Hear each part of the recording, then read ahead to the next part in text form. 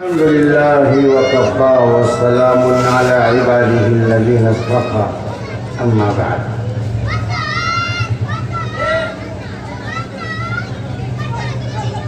میرے بھائی اور بزرگوں، جلسہ بہرحال جلسہ ہے، چھوٹا ہو یا بڑا۔ جو باتیں جلسے میں کہی جاتی ہیں وہ قرآن و حدیث کی باتیں ہوتی ہیں، وہ بڑے جلسے میں کہی جائیں یا چھوٹے جلسے میں۔ آدمیوں کے کم ہونے کی وجہ سے قرآن کریم اور حدیث شریف کی باتوں کی اہمیت کم نہیں ہوتی۔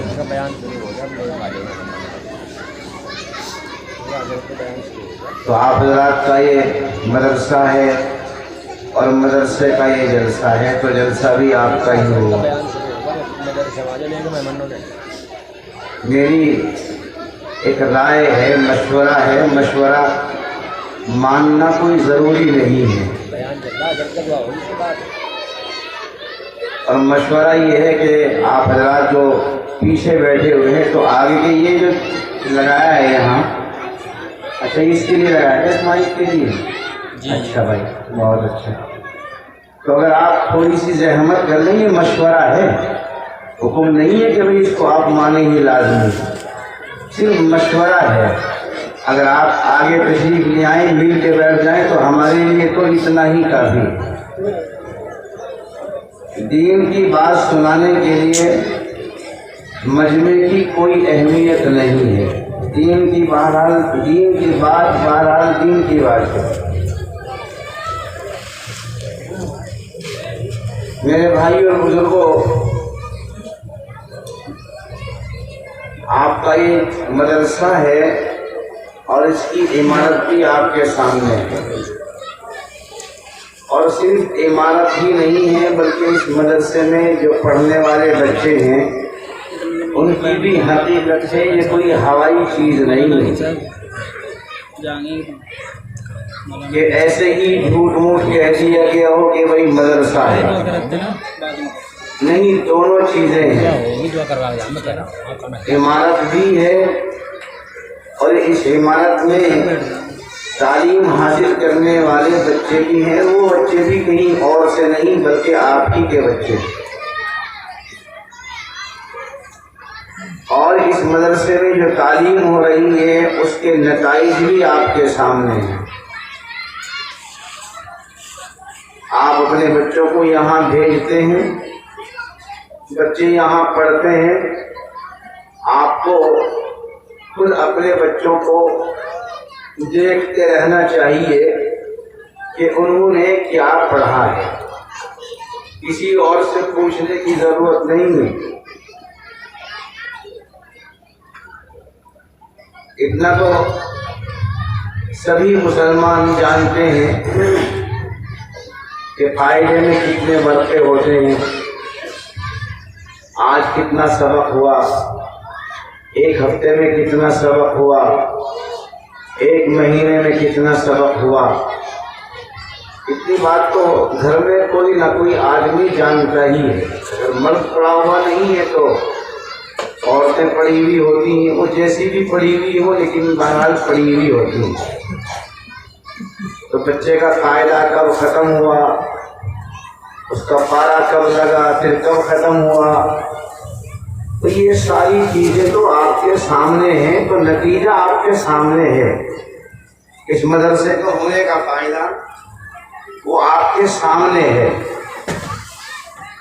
اگر یہ مدرسہ یہاں نہ ہوتا، اگرچہ بہت کمزوری کی حالت میں قائم ہوا، پہلے ایک چھوٹا سا کمرہ تھا، اس کی چھت بھی پکی نہیں تھی، پھر اللہ نے آپ حضرات کو توفیق دی، آپ نے تعاون کی، آپ نے مدد کی، اور ماشاءاللہ یہ دو مضبوط اچھے اونچے کمرے تیار ہو گئے، مدرسے کی ایک شکل نظر آنے لگی۔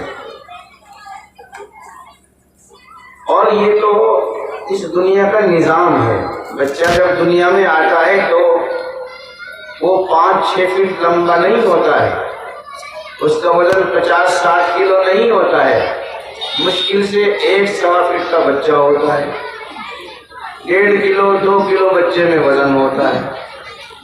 تو اس وقت کوئی کہنے لگے بھئی یہ بھی کوئی آدمی ہے، یہ تو کچھ ہے ہی نہیں،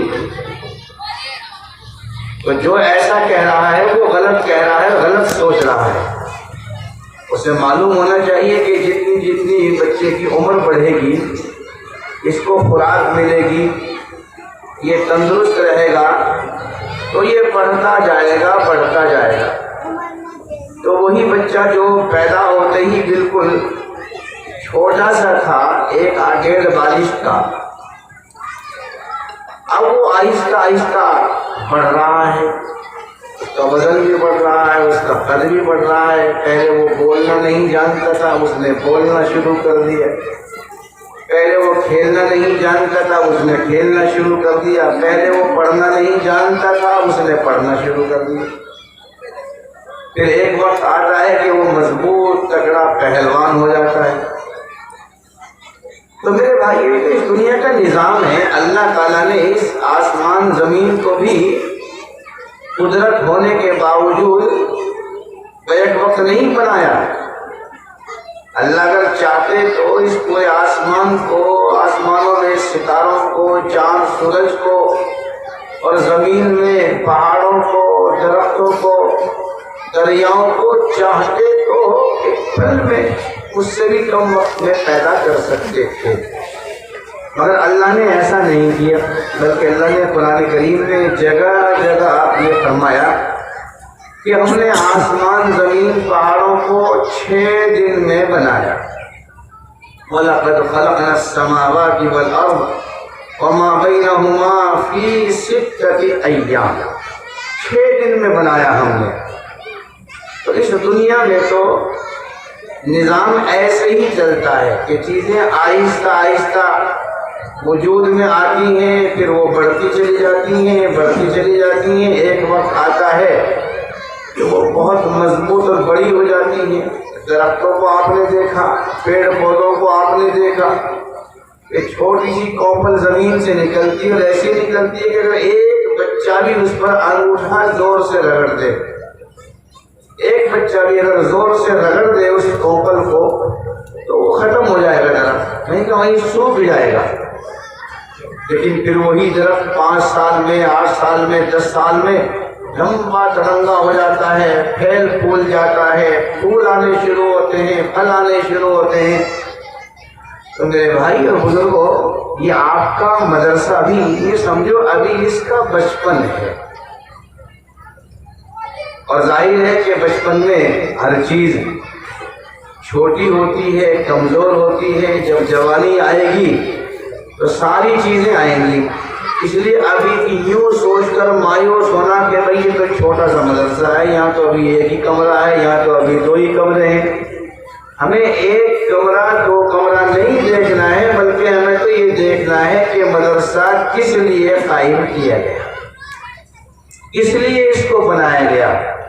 چیزیں اپنی مقصدوں کی وجہ سے اہم ہوتی ہیں، اپنی ذات کی وجہ سے نہیں، ان کا مقصد کیا ہے۔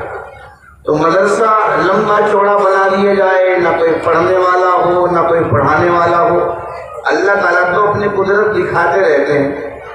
سال گزشتہ یہی کیفیت ہوئی، بڑی بڑی عمارتیں خالی پڑی ہوئی ہیں، 5-6 مہینے تک بالکل خالی، نہ کوئی تعلیم ہے، نہ کوئی پڑھانے والا، نہ کوئی پڑھنے والا۔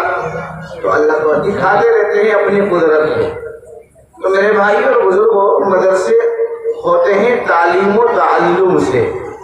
تو یہاں بچے پڑھ رہے ہیں، 100 سے زیادہ بچے پڑھ رہے ہیں، 150 کے آس پاس میں، جیسا کہ بتایا گیا، اور ماشاءاللہ 4 پڑھانے والے اساتذہ ہیں۔ تو 4 تو پڑھانے والے بڑا مدرسہ مانا جاتا ہے۔ 1 پڑھانے والا ہو تو وہی مکتب ہے، چھوٹا سا مکتب ہے، چھوٹا سا مدرسہ۔ لیکن جہاں 4 پڑھانے والے ہوں اور 100 سے زائد بچے ہوں، تو ایسا مدرسہ تو اچھا مدرسہ مانا جاتا ہے۔ اب اگر یہ مدرسہ یہاں نہ ہوتا تو آپ اندازہ کریں کہ آپ کے بچوں کی دینی تعلیم کی کیفیت کیا ہوگی۔ ان میں سے نہ کوئی قاعدہ پڑھنے والا ہوتا، نہ کوئی پارہ پڑھنے والا ہوتا۔ مسجدوں کی تعلیم آپ لوگ جانتے ہی ہیں کہ اماموں کو ہم اتنی تنخواہ دیتے ہی نہیں ہیں کہ وہ باقاعدہ اپنا پورا وقت دے کر مسجد میں بچوں کو پڑھا سکیں۔ بس یہ کہتے ہیں ہم نے تو امام کو نماز کے واسطے رکھا ہے، بس امام تو نماز کے واسطے، بچوں کو پڑھا دے وہ فری ہے۔ تو جب فری ہے تو فری ہے، لیکن جب ایک مدرسہ بن جاتا ہے اور باقاعدہ استاد وہاں ہوتے ہیں اور ان کو پڑھانے کی ہی تنخواہ دی جاتی ہے، تو پھر وہ پڑھانے کا کام کرتے ہیں، دلچسپی سے کام کرتے ہیں۔ تو اگر یہ مدرسہ جیسا بھی ہے آپ کے سامنے ہے، اگر یہ نہ ہوتا، بالکل بھی نہ ہوتا، ایک کمرہ بھی نہ ہوتا، نہ کوئی پڑھانے والا یہاں ہوتا، تو میرے بھائیو آپ خود اندازہ کر سکتے ہیں کہ آپ کے بچے علم دین سے بالکل محروم ہو جاتے، بالکل محروم ہو جاتے۔ لیکن حاجی شکیل صاحب نے کہاں سے چل کر یہاں کے مدرسہ قائم کیا، اور یہ بھی کوئی نئی بات نہیں ہے، یہ ایسے ہی تاریخ چلی آ رہی ہے کہ کسی اللہ کے بندے کو حکم ہوتا ہے کہ جاؤ وہاں جا کے کام کرو۔ ہماری تاریخ تو بھری ہوئی ہے، اسلامی تاریخ تو بھری ہوئی ہے اس سے کہ اللہ دل میں ڈالتے ہیں کہ یہاں نہیں بلکہ وہاں پہنچو، وہاں ضرورت ہے۔ اللہ نے ان کے دل میں ڈالا، یہ چاہتے تو اپنے گاؤں میں بھی قائم کر سکتے تھے، اپنے گھر کے گھر میں، لیکن اللہ نے دل میں ڈالا کہ بھئی وہاں ضرورت ہے، نئی آبادی ہے، وہاں کوئی تعلیم کا انتظام نہیں ہے۔ جیسے بھی اسباب بنے بہرحال یہاں آئے، آپ لوگوں کو متوجہ کیا، آپ نے ان کی بات کو مانا، جگہ لی گئی، خریدی گئی، اس کے لیے آپ لوگوں نے تعاون کیا۔ ہر سال جلسے ماشاءاللہ آپ تعاون کرتے ہیں۔ سال گزشتہ تاخیر مجھے ہو گئی تھی، دیر ہو گئی تھی، میری اپنی کمی کی بات ہے، میں اسے اس کا اعتراف کرتا ہوں کہ میں حاضر نہیں ہو سکا تھا۔ کئی پروگرام اس روز اچانک ایسے ہو گئے، بڑھتے بڑھتے چلے گئے کہ میں یہاں وقت پر حاضر نہیں ہو سکا، جب سے بعد میں آیا تھا۔ تو میرے بھائی اور بزرگوں، میں تو کئی سال سے یہاں جلسے میں آ رہا ہوں، ماشاءاللہ جب آپ اللہ سے کوئی مطالبہ کیا جاتا ہے تو آپ اس مطالبے کو قبول بھی کرتے ہیں اور اس کو پورا بھی کرتے ہیں۔ تو اسی طریقے سے یہ مدرسے بنتے بنتے چلے جاتے ہیں۔ آسمان سے کوئی چیز ایک دم سے نہیں ٹپکتی ہے، بلکہ یہاں تو آہستہ آہستہ بڑھتی ہے۔ جب بارشیں ہوتی ہیں تو پہلے چھوٹی چھوٹی بوندیں ہوتی ہیں، پھر وہ موٹی موٹی ہونی شروع ہوتی ہیں، پہلے وہ ساری زمین میں اترتی رہتی ہیں، پھر آہستہ آہستہ وہ اوپر پانی دکھنا شروع ہو جاتا ہے، پھر تھوڑی دیر میں بہنا بھی شروع ہو جاتا ہے، پھر تھوڑی دیر میں گلیاں بھر جاتی ہیں۔ تو میرے بھائی اور بزرگوں، یہ آہستہ آہستہ شروع ہوا اور اب ماشاءاللہ ابھی ایک مدرسہ نظر آ رہا ہے، بچے پڑھتے ہوئے نظر آ رہے ہیں، اور جلسے میں آپ نے ان بچوں کا قرآن کریم سنا ہوگا، بچیوں کا سنا ہوگا، ان کی نظمیں سنی ہوگی، تو آپ نے اندازہ کیا ہوگا۔ ہم کسی سے تو اندازہ کر سکتے ہیں، ہم کون سا ممتحن ہے کہ درسگاہ میں آ کے بیٹھیں گے، ہاں بھائی تجھے اتنے نمبر ملیں گے، یہ تو ممتحنوں کا کام ہے، بڑے بڑے علماء کا کام ہے۔ ہمارا اور آپ کا کام تو یہ ہے کہ بھائی ہمارے سامنے تو بچے جلسے میں پڑھتے، بھائی واہ واہ بہت اچھا، بھائی واہ واہ بہت اچھا، حوصلہ افزائی بھی کرنی چاہیے، بچوں کی بھی ہمت بڑھانی چاہیے، ان کو انعام دینا چاہیے تاکہ ان کی ہمت اور بڑھے۔ اسٹیج پہ کھڑے ہو کے بچوں کا پڑھنا، چھوٹے چھوٹے بچوں کا پڑھنا، یہ ان کی بڑی ہمت کی بات ہے۔ استاد ان میں حوصلہ پیدا کرتے ہیں، ان کو اس قابل بناتے ہیں، وہ یہاں آپ کے سامنے کھڑے ہو کر مائک پہ پڑھتے ہیں، ہمت سے پڑھتے ہیں۔ تو میرے بھائی اور بزرگوں، ہمیں اور آپ کو تو اسی طرح معلوم ہوتا ہے کہ ہاں بھائی مدرسے میں جلسہ ہے، اور جلسے میں میرے بچے نے قرآن شریف اتنا اچھا پڑھا، میری بچی نے اتنا اچھا پڑھا، تو اس سے ہمیں اندازہ ہوتا ہے۔ اگر یہ جلسہ نہ کیا جائے تو ممکن ہے اللہ تعالیٰ آمد تو کسی اور ذریعے سے کر دے۔ اللہ تعالیٰ کے دینے کے راستے بہت ہیں، بہت سارے مدرسے ایسے ہیں وہاں جلسہ ہوتا ہی نہیں، لیکن وہ مدرسے بھی چلتے ہیں، بڑے بڑے ادارے ہیں کہ جلسے کہاں ہوتے ہیں، لیکن اللہ چلا رہا ہے ان کو۔ تو جلسہ تو ذریعہ ہے، تو جلسے کا مقصد جہاں یہ ہے کہ اس کے ذریعے سے مدرسے کا تعاون ہو جاتا ہے، مدرسے کی آمدنی ہو جاتی ہے۔ میں سمجھتا ہوں سب سے بڑا فائدہ جلسے کا یہ ہے کہ ہمارے سامنے ہمارے بچوں کی جو تعلیم ہے، تربیت ہے، وہ ہمارے سامنے آ جاتی ہے، جس سے ہمیں اطمینان ہو جاتا ہے۔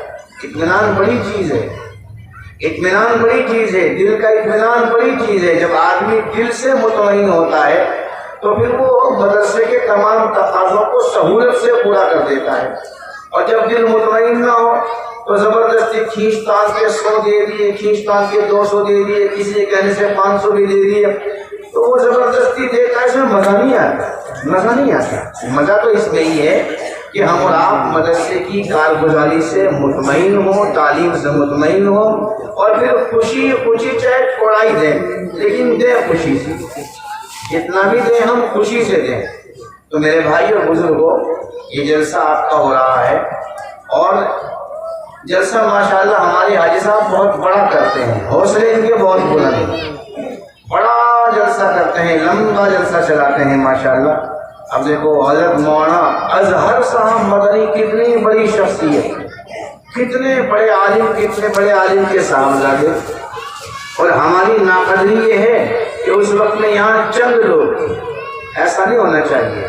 میں رائے دوں گا، مشورہ دوں گا، جلسہ چھوٹا ہو، اس کا ایک وقت متعین ہو، اور ہم سب کو اس وقت پہ آ جانا چاہیے۔ یہ ناقدری کی بات ہے، اچھی بات نہیں ہے۔ حضرت بھی خود اس بات کو محسوس کر کے گئے ہیں، چاہے انہوں نے اپنی زبان سے یہ نہ کہا میں بڑا آدمی ہوں، یہ تو کوئی کہتا ہی نہیں، لیکن میں کہتا ہوں کہ وہ بہت بڑے آدمی ہیں، بڑی نسبت ہے اس کی، بڑے خاندان کے چشم و شراب، بڑا مدرسہ یہاں گاؤں میں چلاتے ہیں، اور وہ تشریف لائے اور یہاں سننے والا کوئی نہ ہو، تو اس سے ناقدری کا احساس ہوتا ہے۔ اور اللہ کا نظام ہے کہ جب اللہ کی نعمتوں کی ناقدری ہوتی ہے تو اللہ نعمتوں کو چھین لیتے ہیں، اور نعمتوں کی اگر قدر ہوتی ہے تو اللہ تعالیٰ نعمتوں میں اضافہ کرتے ہیں۔ تو خیر حضرت کو ٹھیک ہے، چلے گئے، تشریف لے گئے وہ تو، لیکن ابھی بھی ہمارے درمیان میں بڑے بڑے علماء تشریف فرما ہیں، انشاءاللہ ان کا بیان ہوگا۔ آپ پوری دل جمعی کے ساتھ، سکون کے ساتھ سنیں۔ جو آس پاس میں لوگ ہیں جو آواز سن رہے ہوں، اسپیکر لگایا ہے اسی واسطے گیا کہ آواز سنیں۔ اب اگر آواز پہنچ رہی ہو تو ان کو چاہیے کہ جلسے میں تشریف لائیں۔ حضرت مولانا مفتی محمد صابر صاحب دامت برکاتہم، جو ہمارے جامعہ احمد العلوم خانپور کے بڑے استاد ہیں، وہاں کے نائب معتمد ہیں، بڑے مدرسے کو چلا رہے ہیں، انہیں تجربے ہیں الحمدللہ، اللہ نے ان کو صلاحیت دی ہے، بولنے کا ملکہ دیا ہے، بات کو سمجھانے کا ملکہ دیا ہے۔ وہ تشریف فرما ہے، ان کا بیان آپ کے سامنے ہوگا۔ میں نے پہلے ہی حاجی صاحب سے کہا تھا بھائی 2:30 بجے تک اپنا جلسہ پورا کر دیا، تاکہ یہ اتنا بڑا جلسہ نہیں ہے کہ صبح سے 8 بجے سے اور 9 بجے سے شروع ہوئی، شام کو 4 بجے تک چلتا رہے۔ تو خیر جو بھی کچھ ہے ان کا اپنا نظام ہے، کسی کے نظام میں دخل نہیں دینا چاہیے کسی کو، ہم کسی کے نظام میں دخل نہیں دے رہے ہیں۔ ایک رائے ہے یہ جلسہ تھوڑی دیر کے لیے، تاکہ لوگوں کو بھی اطمینان ہو کہ ہاں ہمیں 2 گھنٹے بیٹھنا ہے۔ اب 8 بجے کون آ کے بیٹھے گا، 10 بجے کون آ کے بیٹھے گا، 10 بجے آ کر 4 بجے تک کون بیٹھے گا، اس کے بعد شہروں میں اتنا وقت ہے۔ تو جلسہ اس کا ایک وقت متعین ہو، چاہے ظہر کے بعد شروع کر لو عصر تک کر لو، چاہے صبح سے شروع کر کے ظہر تک کرو۔ بہرحال یہ جلسہ ہے آپ کا، آپ تشریف لائے، آپ کی بڑی مہربانی، اللہ آپ کو جزائے خیر عطا فرمائے۔ میں حضرت مولانا مفتی محمد صابر صاحب سے درخواست کروں گا کہ جلسے کے جو مقاصد ہیں، وصول یابی ہے اور مطالبے ہیں اور تشکیل ہے، تو اپنے ہنر اور فن سے جو اللہ نے ان کو دیا ہے اس کو استعمال کرتے ہوئے اس مدرسے کے لیے تشکیل فرمائیں، اور لوگوں کے سامنے ضرورتیں رکھیں، اور پھر ضرورتوں کے پورا ہونے کی شکل کیا ہوگی اس کو بھی آپ ان کے سامنے رکھیں۔ انشاءاللہ مجھے امید ہے کہ آپ اپنی دلچسپ اور عمدہ تقریر کے ذریعے سے لوگوں کو اپنی طرف متوجہ فرمائیں گے، اور جو مطالبہ آپ ان کے سامنے رکھیں گے انشاءاللہ اس کو پورا فرمائیں گے۔ وآخر دعوانا ان الحمد للہ رب العالمین۔